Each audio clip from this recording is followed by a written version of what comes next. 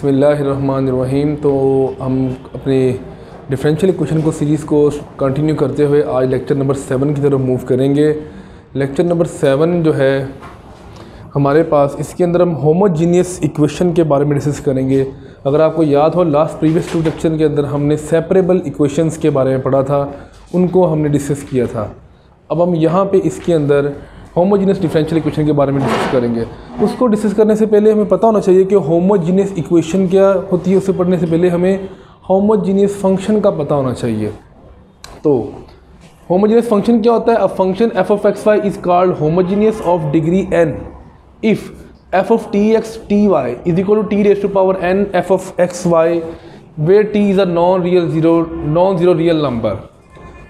अगर आपके पास कोई भी फंक्शन दिया गया हो f of x y की फॉर्म के अंदर, वहाँ पर आप x और y की जगह रिप्लेस करें t x और t y रिस्पेक्टिवली, तो रिप्लेस करने के बाद अगर आपके पास वो फंक्शन में से t की पावर समथिंग को कॉमन आती हो, तो आप बोलेंगे वो आपके पास होमोजीनियस फंक्शन है। और यहाँ पर जो t की पावर होगी वो 1 है, 2 है, जितनी भी आती है, 10 आती है, 20 आती है, वो उस होमोजीनियस फंक्शन की डिग्री कहलाएगी। तो यहाँ पर फॉर एग्जांपल आपके पास एक फंक्शन है f of x y is equal to x y का स्क्वायर रूट। तो यहाँ पे मैंने x की जगह रिप्लेस किया टी एक्स और y की जगह रिप्लेस किया टी वाई। मैंने जब इसको सॉल्व किया टी स्क्वायर एक्स वाई, अगर टी स्क्वायर जब खत्म होंगे तो t इंटू एफ ये एक्स वाई बन गया, एक्स वाई का स्क्वायर रूट ये दोबारा f ऑफ एक्स वाई बन गया। तो इसका मतलब क्या होगा, यहाँ पे ये आपके पास दोबारा फंक्शन अगेन बन गया। तो ये आपके पास दोबारा एक होमोजीनियस। तो हम बात कर रहे थे यहाँ पे आपके पास t की पावर कितनी आ रही है। यहाँ पे अगर हम देखें t की पावर यहाँ पे 1 आ रही है, कोई पावर नहीं है और साथ फंक्शन बन रहा है, तो हम बोलेंगे इसकी डिग्री कितनी होगी, 1 डिग्री होगी इस फंक्शन की। एक और एग्जांपल देखते हैं, f of x y is equal to x की पावर 10 प्लस वाई की power 10 over x square plus y square. ये आपके पास फंक्शन है। अब यहाँ पर हम क्या करते हैं, इसकी डिग्री देखते हैं जी। हमने x की जगह रिप्लेस किया टी एक्स और y की जगह रिप्लेस कर दिया टी वाई। तो यहाँ पे आपने सॉल्व किया तो t की पावर 10 कॉमन आ गया, नीचे t का स्क्वायर कॉमन आ गया। सिंप्लीफाई किया तो t की पावर 8 आ गई, और t की पावर 8 के बाद अलावा क्या बन गया सारा, ये दोबारा देखिए तो f of x y नहीं बन गया।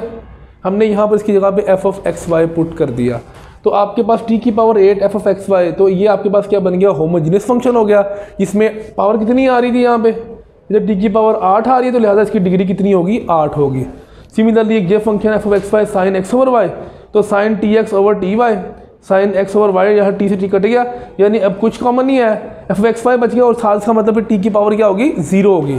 यानी यहाँ पे आपके ये क्या बन गया, आपके पास f of x y बन गया, और यहाँ पे साथ में मैं क्या लिखूँगा, t की पावर 0 लिखूँगा। इसका मतलब क्या है जी, इस फंक्शन के अंदर होमोजीनियस की डिग्री कितनी है, वो फंक्शन की 0 डिग्री है।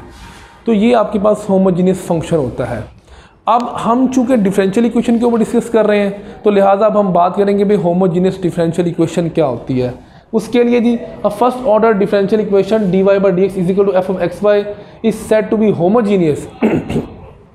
ये सिर्फ फर्स्ट ऑर्डर की बात हो रही है। जो हायर ऑर्डर्स होती हैं उनके अंदर होमोजीनियस जो फंक्शन डिफरेंशियल इक्वेशन को चेक करने के लिए और क्राइटेरिया होता है, ये सिर्फ फर्स्ट ऑर्डर के लिए है। Is said to be homogeneous if it is a homogeneous function of any degree if one is written in the form. अगर हम इस इक्वेशन को dx और dy में लिखें, जो dx के साथ टर्म होगी उसे m बोलेंगे और जो dy के साथ टर्म होगी उसे n बोलेंगे। Then it is called homogeneous function if m and n are homogeneous function of the same degree. कहता है जो फंक्शन की डिग्री होगी, अगर m और n की भी उतनी ही डिग्री हो तो हम बोलेंगे ये आपके पास होमोजीनियस फंक्शन है। होमोजीनियस डिफरेंशियल इक्वेशन तब बनेगी अगर आपके पास जो इस फंक्शन की डिग्री है वही डिग्री इस m और n की हो, सेम डिग्री अगर हो और ये होमोजीनियस हो तो आपके पास होमोजीनियस डिफरेंशियल इक्वेशन होती है। अब हम इतने तो वेले नहीं होते कि हर सवाल के अंदर चेक करेंगे ये फंक्शन होमोजीनियस इसका है कि नहीं। उससे बेहतर होता है एक सिंपल क्राइटेरिया होता है डिफरेंशियल इक्वेशन का। वो क्या होता है, अगर आपको x की जो मैक्सिमम पावर है डिफरेंशियल इक्वेशन के अंदर उसके साथ आप डिवाइड करें, मैक्सिमम पावर से डिवाइड किया, और उसके बाद अगर आपका क्वेश्चन जो है वो y ओवर x की फॉर्म में कन्वर्ट हो जाए, सारे के सारा फंक्शन क्या हो जाए, y ओवर x की फॉर्म में कन्वर्ट हो जाए, और इसके अलावा आपके पास जस्ट dy बाई dx या कांस्टेंट टर्म्स बचे, तो वो आपके पास जो फंक्शन होता है वो होमोजीनियस फंक्शन कहलाता है। वो जो डिफरेंशियल इक्वेशन होगी वो होमोजीनियस डिफरेंशियल इक्वेशन होगी, यानी जो सारी की सारी y ओवर x की फॉर्म में लिखी जा सके, और वो किससे लिखी जा सके, x की मैक्सिमम पावर से डिवाइड करवाने से, अप एंड डाउन जो भी है। फॉर एग्जांपल आपके पास एक डिफरेंशियल इक्वेशन में लिखी dy by d x equal to log x minus log y plus x plus y over x minus Y.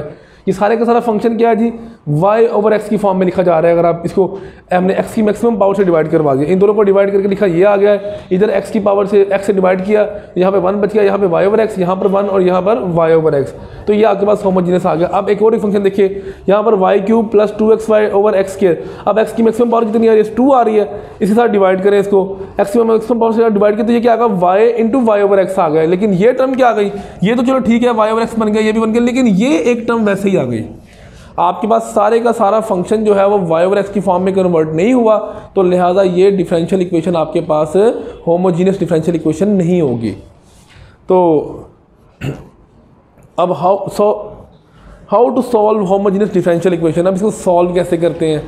Homogeneous differential equation को आप सबसे पहले y ओवर x की फॉर्म में बनाएंगे। y ओवर x की फॉर्म में बनाने के बाद आप पुट करेंगे y is equal to v x, v any third variable, ये कोई भी वेरिएबल आप इंट्रोड्यूस करवा सकते हैं, v की जगह कोई भी आप और भी z कह लें, u कह लें, जो आपका दिल करता है आप कह सकते हैं, लेकिन नॉर्मल स्टैंडर्ड हम v यूज़ करते हैं, तो लिहाजा मैंने यहाँ पे वर्ड v यूज़ किया है। y is equal to v x, यानी पहले आपने फंक्शन को बनाना है y ओवर x फॉर्म में, उसके बाद आपने y की जगह वी एक्स पुट करना है। पुट करने के बाद आपकी जो होमोजीनियस डिफरेंशियल इक्वेशन है ये सेपरेबल बन जाएगी, यानी हमारा क्वेश्चन जो है वहीं पे ही आधा सॉल्व हो जाएगा। Our homogeneous differential equation will be separable equation by substituting y is equal to v x. अब इस एग्जांपल क्वेश्चन करते थे कि आपको बात समझ आ जाए। जी एक्सरसाइज नंबर 9.3 है, उसका पहला सवाल हम सॉल्व करने जा रहे हैं। 9.3 का क्वेश्चन नंबर 1 कहता है x minus y into d x plus x plus y into d y equal to 0। इसको सॉल्व करें, सॉल्व द डिफरेंशियल इक्वेशन। तो मैंने चेक करने के लिए जी सबसे पहले डी वाई और डी एक्स को अलग कर लिया, सबसे पहले वो बनने के बाद वाई माइनस एक्स और वाई प्लस एक्स आ गया। अब अगर देखें ज़ुबानी चेक करें, x के साथ डिवाइड करें तो यहाँ पे क्या आएगा 1 और यहाँ पे y ओवर x, यहाँ पर क्या आएगा 1 और यहाँ पर y ओवर x आएगा। और देखा जाए तो ये क्या बन जाएगी आपके पास, ये होमोजीनियस इक्वेशन बन जाएगी, या तो y ओवर x बचता है या इसके अलावा कांस्टेंट टर्म्स बचती हैं, तो लिहाजा ये आपके पास होमोजीनियस डिफरेंशियल इक्वेशन है।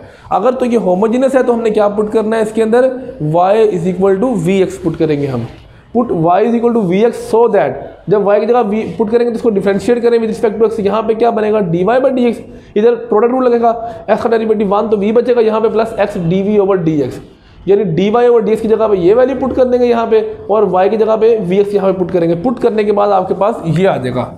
यहाँ पे क्या होगा जी, इसको सिंप्लीफाई करें, x ऊपर से x कॉमन निकलेगा, नीचे से निकलेगा, आपस में क्या हो जाएगा वो कैंसिल आउट हो जाएगा, v plus x d y. अब x एक साइड पे कर ले और v सारा एक साइड पे कर ले, ये v उधर जाके क्या हो जाएगा माइनस हो जाएगा, इनको एलसीएम लेंगे तो आपके पास ये टर्म आ जाएगी। इसको सिंप्लीफाई किया तो आपके पास ये v square minus v square plus 1, ये इन दोनों में से नेगेटिव कॉमन आ गया, ये आपस में क्या हो जाएंगे, दोनों कैंसिल आउट हो जाएंगे। तो नेगेटिव 1 और negative v square, negative common आया तो वी स्क्वायर प्लस 1 बच जाएगा यहाँ पे आपके पास। अब इसको x को अलग कर लिया और v को अलग कर लिया, तो ये आपके पास क्या बन गया, it is a separable equation, ये आपके पास एक सेपरेबल इक्वेशन बन गई है। सेपरेबल इक्वेशन को हम सॉल्व करना सीख चुके हैं, अभी प्रीवियस हमने 9.2 के अंदर सारी सेपरेबल इक्वेशन को सॉल्व करना सीखा है, तो उस मेथड के तहत हम इसको सॉल्व कर सकते हैं। उसके लिए क्या करना पड़ेगा, हमें जस्ट इंटीग्रेट करना है, दोनों तरफ इधर इंटीग्रेट करें और इधर इंटीग्रेट करें। अब वी स्क्वायर प्लस 1 इसका डेरिवेटिव क्या होता है, अब इसको v के नीचे अलग डिवाइड कर दिया और 1 के नीचे अलग डिवाइड कर दिया। जब v के नीचे डिवाइड किया तो साथ क्या होना चाहिए, v स्क्वायर प्लस 1 का डेरिवेटिव 2v होता है, तो 2 से मैंने मल्टीप्लाई करवा दिया, 2 से मैंने बाहर डिवाइड करवा दिया, यहाँ पर वैसे ही आ गया, और इधर minus integral plus constant of integration. अब यहाँ पे क्या आएगा जी, इसके नीचे फंक्शन ऊपर डेरिवेटिव, तो इंटीग्रेशन का जो सेकंड रूल है वो एप्लीकेबल होगा, नीचे वाले फंक्शन का लॉग ले लेंगे इसकी इंटीग्रेशन ये। अब ये क्या है जी, टेंजेंट इनवर्स v का डेरिवेटिव है, तो यहाँ पे टेंजेंट ऑफ इनवर्स इसकी इंटीग्रेशन आ जाएगी, यहाँ पे नीचे वाले फंक्शन का log plus constant of integration. अब चूंकि सवाल आपने y और x वेरिएबल में स्टार्ट करा है, तो जवाब भी आप y और x वेरिएबल में ही देंगे। उसके लिए हम क्या करेंगे, यहाँ पे v की जो वैल्यू है इन टर्म्स ऑफ yx, यहाँ पे हम पुट करेंगे v की, जो आपने क्या लिखा था, ये रहा आपके पास v is equal to y is equal to v x, तो यहाँ से v कितना आएगा, y ओवर x आएगा, यहाँ पर v की जगह y ओवर x पुट कर दिया, जहाँ जहाँ v है उसको सिंप्लीफाई कर लें जहाँ तक हो सकता है, मैक्सिमम सिंप्लीफिकेशन यहाँ तक होती है 1/2 log x square plus y square plus tangent of inverse y over x is equal to constant of integration is the required general solution of the equation. तो यहाँ पर हमारा जो है ये आर्टिकल लेक्चर ख़त्म होता है। नेक्स्ट लेक्चर में हम इंशाल्लाह इससे मज़ीद प्रैक्टिस क्वेश्चन जो है इस एक्सरसाइज के ऊपर वो करेंगे इंशाल्लाह। ओके जी, अल्लाह हाफिज़।